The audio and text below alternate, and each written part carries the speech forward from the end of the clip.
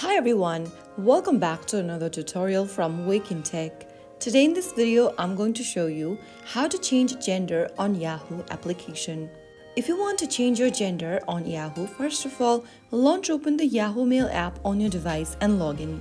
Once logged in, tap on your profile icon at the top left corner from the home page. In the expanded menu, click Settings. Under Settings, tap on Manage Accounts at the top. Now click the account button underneath your Yahoo Mail account, and from the account menu that pops up on the screen, tap on Personal Settings. Enter your device's passcode to get to the settings menu, and then once you do that, under Personal Settings, tap on Update. On the next page, tap on the Gender drop-down and select your gender. Finally, click on Done, and this will now save your gender on Yahoo Mail app. So that's how you easily change your gender from your Yahoo account's profile. If you found the video helpful, don't forget to like, share, and subscribe to our channel. I will see you again in the next episode. Thank you for watching.